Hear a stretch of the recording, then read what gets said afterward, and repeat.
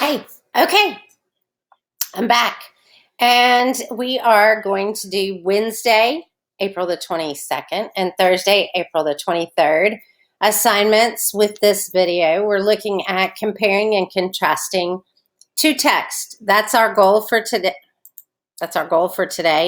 Is to compare and contrast two texts.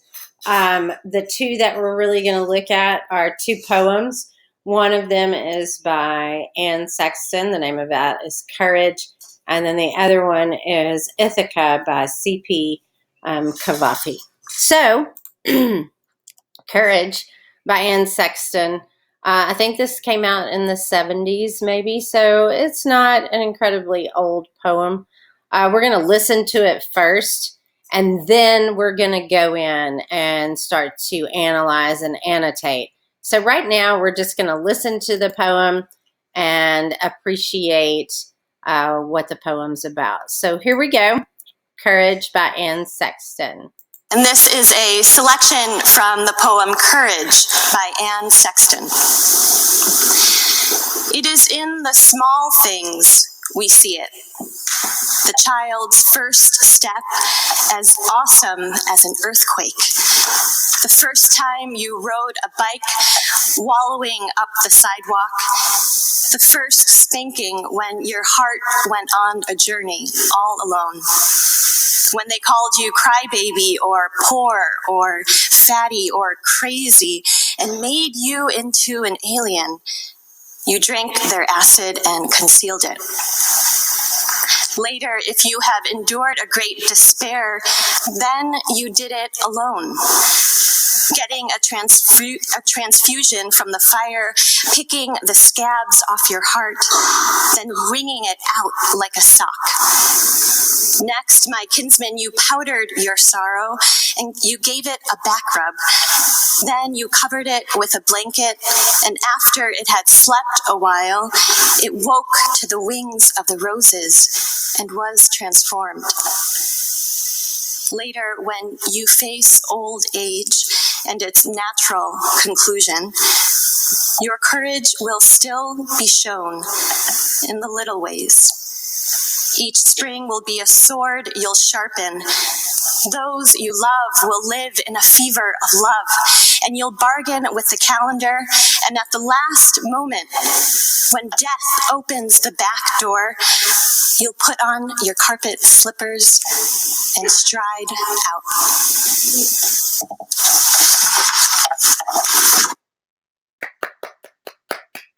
Excellent reading of the poem Courage by Anne Sexton.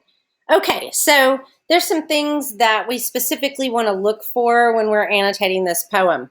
I've made a list of them right here on this slide, so I will include this with our materials for today, so you can go back if you need to.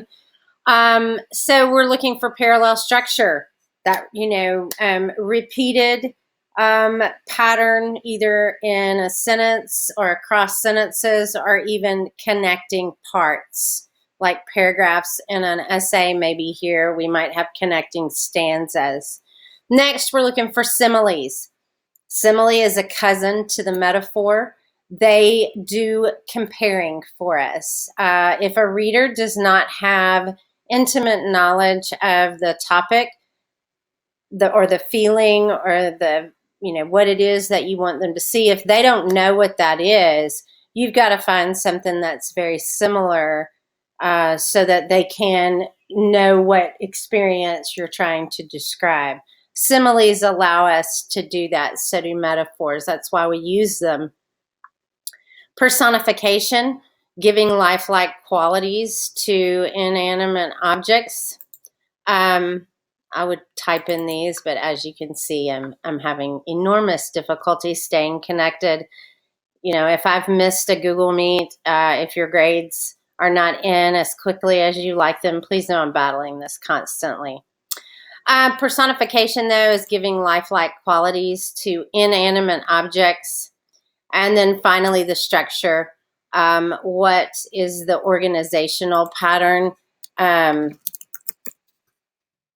in our piece today? So repeated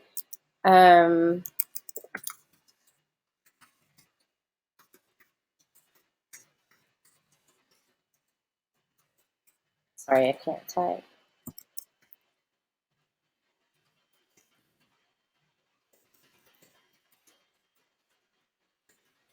Okay, and then simile is an indirect comparison. A metaphor. A metaphor is a direct comparison. Lucy is a tree. An indirect comparison is Lucy is like a tree. So it uses the word like or as. Personification, giving human like, or human like, I don't know, qualities to an object. The pen dances across the page. The wind slapped my face. The wind can't slap me and the pen can't dance. So I've given them human qualities. And structure, again, the organization of ideas. You know, how does the author put their ideas in order? So these are the 4 things that we're specifically looking for today. Again, we're looking at Courage by Anne Sexton. First thing that we notice that seems significant is it's the small things, or it's in the small things that we see it, a child's first step, and as awesome as an earthquake. So a child's first step, this is a main idea. We're talking about kids and when they learn to walk. This is a simile. Notice as. So the first step is as awesome as an earthquake. So you have to know what the word awesome means. And if something is awesome, it means it's beyond great. And when we're talking about an earthquake, it's awesome because it's so powerful. Nobody can escape, the power of an earthquake. Everybody kind of feels it. So that's what a child's first steps are like. They are as big of a deal as that earthquake is. And so, again, our author was trying to find something that you would be familiar with, and how an earthquake feels. Even if you've not been in one, you've seen it in a movie or you've read about it. So it's something that you are intimately familiar with. And so that's why the author or the poet chooses that. The first time you rode a bike, again, lots of details here about being a kid. These are things that we're learning when we're young, wallowing up the sidewalk. So again, indicating that this was not something you were really good at. Your first spanking when your heart went on a journey all alone. This is probably the first time that you ever felt shame or guilt. Maybe even felt that, your parents didn't love you anymore because they whooped you. A lot of those feelings the first time that we get in trouble, of shame and embarrassment, and again, hurting someone and dealing with the guilt of that. When they call you crybaby, poor, fat, crazy, make you into an alien. Very much sounds like bullying in, elementary school or middle school. Kids are mean. And we know how that feels when people call you out and make you feel terrible. You drank their acid and concealed it. So instead of going and tattling on someone, you buried it. All right, so this is, sort of our first big chunk of information here. It has to do with, having courage, because that's the name of our poem, in these moments. Courage to take your first step.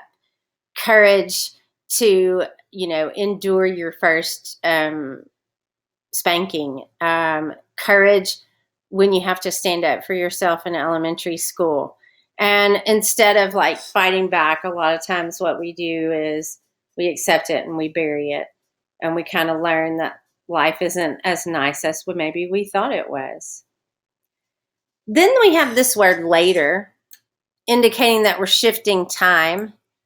And so we're moving to another part of life. If you face the death of bombs and bullets, this indicates that you're older. Maybe you're in the military. or like literally in the military. And, this was written in the 70s, so that's not too far of a jump to think maybe Vietnam. But there's also other kinds of bombs and bullets as young adults that we encounter. And so possibly they could be symbols of that. You did not do it with banner. You did it with only a hat to cover your heart. So you didn't really do this for all the fame. You did it because you felt like it was the right thing to do. Again, courage to do the right thing without maybe even being recognized for it. You did not fondle the weakness inside you, though it was there. Your courage was a small coal that you kept swallowing. If your buddy saved you and died himself in doing so, then his courage was not courage, it was love. Love is simple as shaving soap. There's that other simile. Why is this doing this?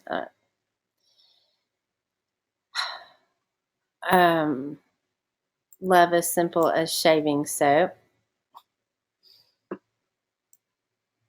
Okay, sorry, having technical issues today. Okay, but again, this is sort of like the middle part of your life, maybe. And you're learning to love and care about other people other than yourself. And that typically does happen when we're in our late teens, early 20s, and 30s. Notice here we have another shift in time. We're moving again. So now we are at, if you have endured great despair, then you did it alone.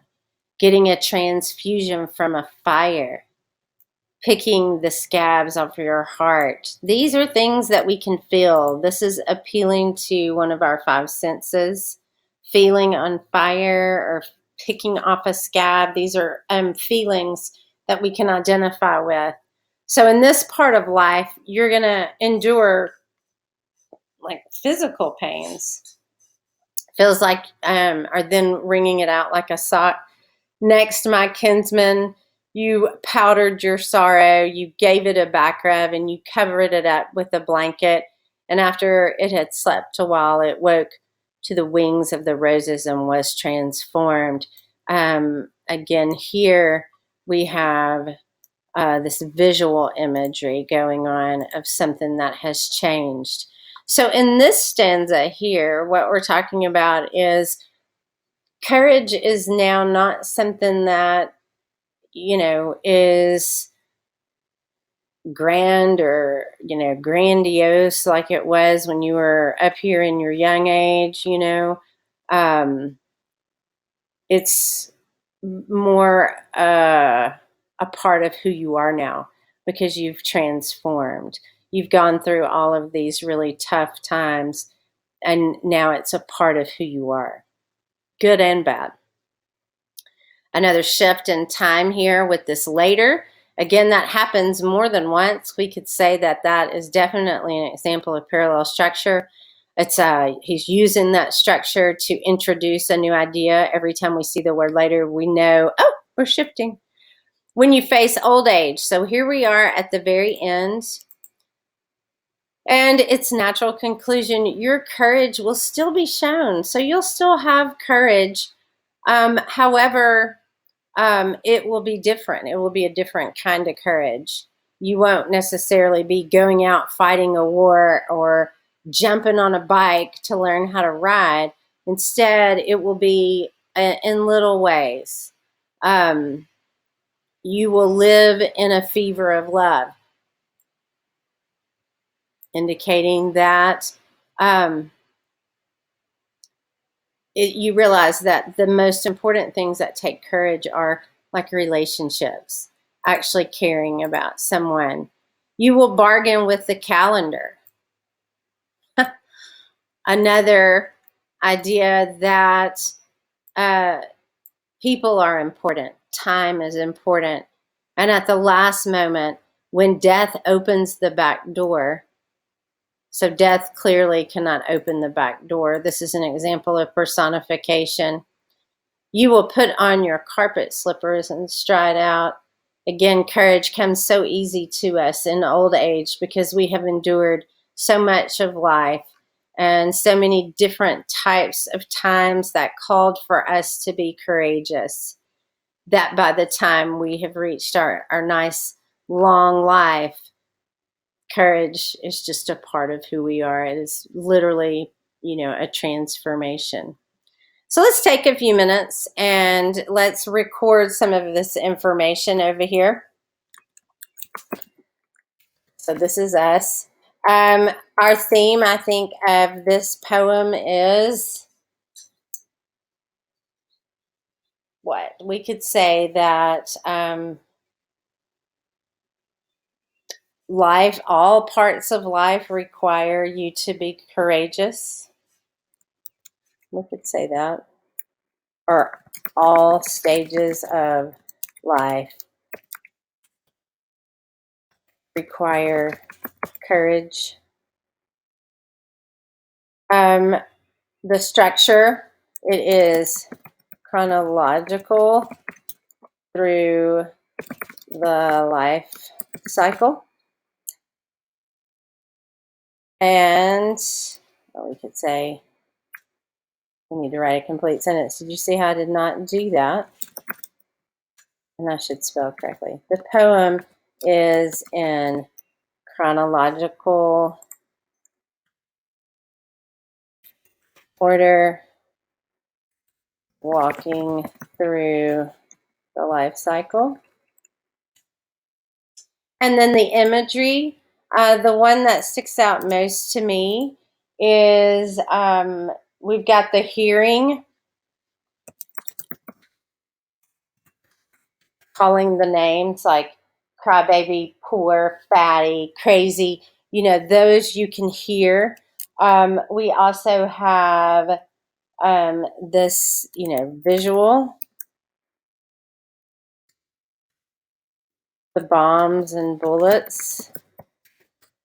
And then you have feeling with the, peeling off of the scab or being on fire. So again, at least 3 different senses just in this one poem. All right. So if you want to stop right now, now would be a good time to stop, and you could pause and come back for the other poem, which is Ithaca, and listen to it on Thursday and then take your assessment. Or you can just roll with me and you can listen to them both and take your assessment and have the day off on Thursday. It's totally up to you. All right, so shifting gears. Ithaca is a place, in case you were wondering, and it is in Greece, which is, kind of over by Europe. And Greece has lots of islands. I'm pretty sure Ithaca is one of the islands. C.P. Cavafy is a Greek poet, so again, he would be writing about a place he was familiar with. This is also the place that Odysseus was trying to get to. So, great story called the Odyssey. It's about a guy named Odysseus, and he is leaving the Trojan War, and he's trying to get home, and he ends up on all these crazy journeys on his way home. And this poem is about that story. So let's take a moment and let's listen to the poem, and then we'll go back and we'll annotate and look at it a little more closely. So just appreciating it and listening to it right now. Pretty sure these are one of the islands in Greece that he would be, Ithaca would have been like. Okay, here we go. Ithaca by C.P. Cavafy. As you set out for Ithaca, hope the voyage is a long one, full of adventure, full of discovery. Laestrygonians and Cyclops, angry Poseidon, don't be afraid of them. You'll never find things like that on your way. As long as you keep your thoughts raised high, as long as a rare excitement stirs your spirit and your body, Laestrygonians and Cyclops, wild Poseidon, you won't encounter them. Unless you bring them along inside your soul, unless your soul sets them up in front of you. Hope the voyage is a long one, May there be many a summer morning when, with what pleasure, what joy, you come into harbors seen for the first time. May you stop at Phoenician trading stations to buy fine things, mother of pearl and coral, amber and ebony, sensual perfume of every kind, as many sensual perfumes as you can, and may you visit many Egyptian cities to gather stores of knowledge from their scholars. Keep Ithaca always in your mind. Arriving there is what you are destined for, but do not hurry the journey at all. Better if it lasts for years, so you are old by the time you reach the island, wealthy with all you have gained on the way, not expecting Ithaca to make you rich. Ithaca gave you the marvelous journey. Without her you would not have set out. She has nothing left to give you now. And if you find her poor, Ithaca won't have fooled you. Wise as you will have become, so full of experience, you will have understood by then what these Ithacas mean. Okay, so really pretty, isn't it? Maybe we should go to Greece. So in this particular poem, we are looking for parallel structure again. You know, in our poem Courage, we had parallel structure with the word later. Every time we saw the word later, we knew we were shifting into another section of life. So that repeated structure indicated a shift to us. So parallel structure works to shift your ideas. Symbolism, when something stands for something else, you know, a rose represents love. The American flag represents freedom. An eagle represents freedom. Those are all examples of symbolism where one object represents a much larger idea. And then finally, we're also going to look at structure in here too. How are these ideas organized in this poem? So let's go ahead and look at it. As you set out for Ithaca, hope the voyage is a long one. So the poet is telling you right here, hope that you're on this journey for a long time. Ithaca, again, is a place. This is the place where Odysseus was headed with his crew after the Trojan War. And he's saying, really hope that, you know, when you start this journey towards Ithaca, that it's a long one, full of adventure and full of discovery. So full of really cool things to do, cool of really, you know, new things to discover and maybe find out about yourself or learn about. Lastrygonians, these are cannibals who wrecked Odysseus's ships. And Cyclops, this was the monster that he had to beat again, trying to get home. Angry Poseidon, don't be afraid of them. Every trip's going to have rough spots and rough patches. You can't let those things keep you from going. You'll never find things like that on your way as long as you keep your thoughts raised high. So he's saying that, you know, you control a lot of what you find on a trip. If you're looking for scary stuff and bad stuff, you can find it. But the same is true if we are positive, if we're looking for the good, then there's a really good chance that's what we'll find. So what your mind is on typically is what, you know, you find. And so that's what he's saying here, is that don't concentrate on all the negative things that could happen on this trip. Don't bring those with you. Bring the good things. Then here we have that repeated, that parallel structure again. Hope the voyage is a long one. He says that again. Clearly, that's an important idea, that the journey itself be lengthy. May there be many a summer morning with what pleasure, what joy you come into harbor seen for the first time. Again, a journey allows you to see things that maybe you will have never seen. So there's an appeal to sight. To buy fine things, mother of pearl and coral, amber and ebony, perfume. So here we have items that are pretty to look at and smell.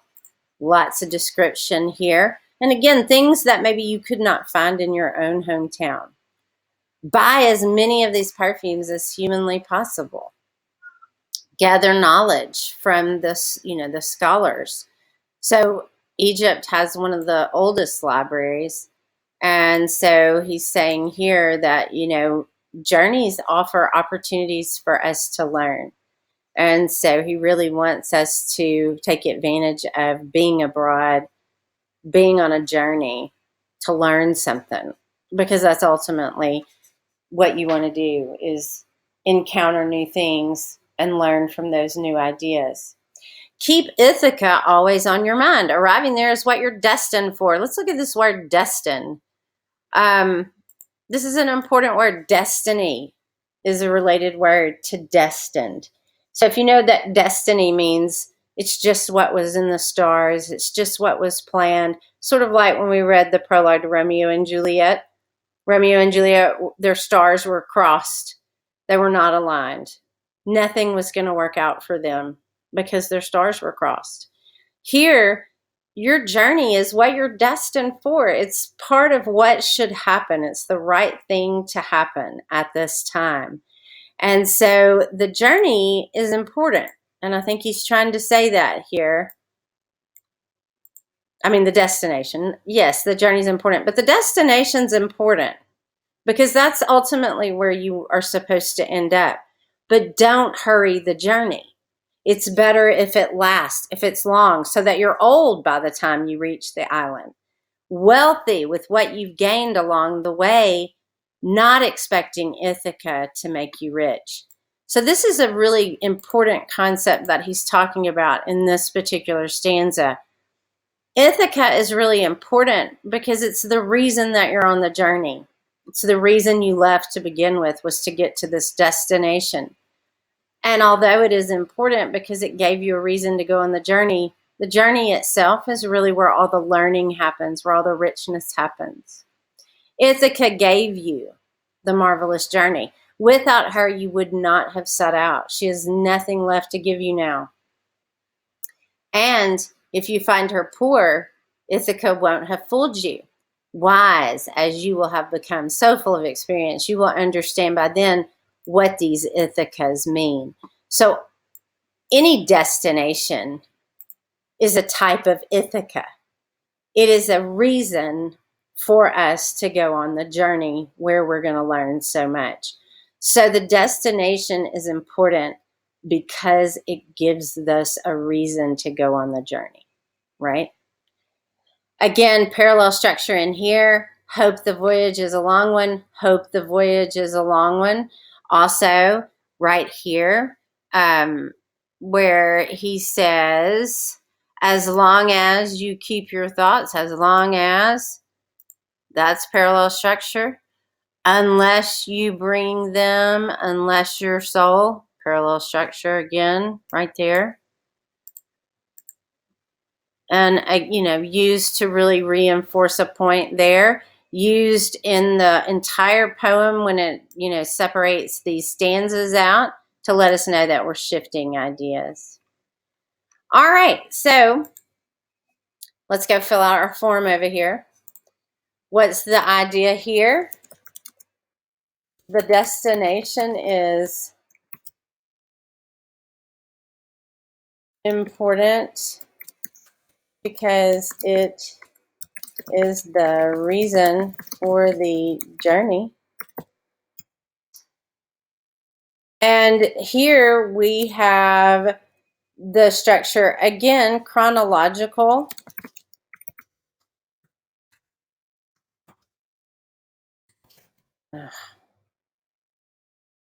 Okay, so here's where I can't do any work anymore because my computer just doesn't stay connected. So here again, the poem is in chronological order. It goes from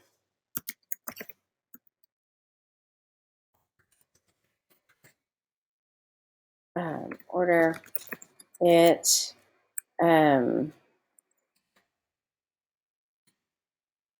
starts at the beginning of the trip and ends with arriving at the destination. And then the imagery in here, you have all these, you've got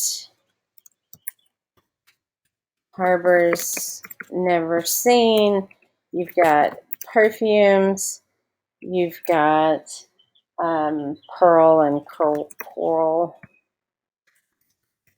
So these are all like mainly visual or an appeal to your sense of smell. What can you identify with in these poems? Complete the sentence below. The main idea of the poem is to appreciate the journey, appreciate life along the way, maybe. If we look at both of these, your courage builds up over time. And so you're really courageous at the end of life. Same thing here. You're really smarter at the end of that journey. So we can even add that to our notes. I can't spell. And then over here, we could say that you are definitely smarter at the end of the journey. So, I guess in a way we could say the main idea is that the journey is the most educational part of a trip. And then we can identify with this because, I'm 49 now, and I'm going to tell you, I'm a lot wiser, and I can't spell. And I'm a lot wiser, and I'm probably a lot smarter because of some of the challenges I have faced in life. So I can identify with this because at the age of 49, I have learned and become more courageous through my life experiences. And I might say those experiences include, college, marriage, divorce, parenthood. Oh, I cannot spell. Parenthood. I'm trying to be patient. I really am. But my internet's killing me. So parenthood.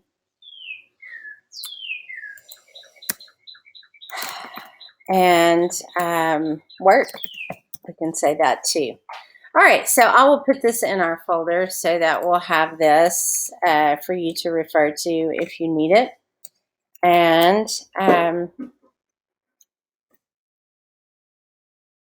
that will be there as a reference for you. And now I think you are ready to take your assessment, and it is a Google form. And again, it's just a few questions.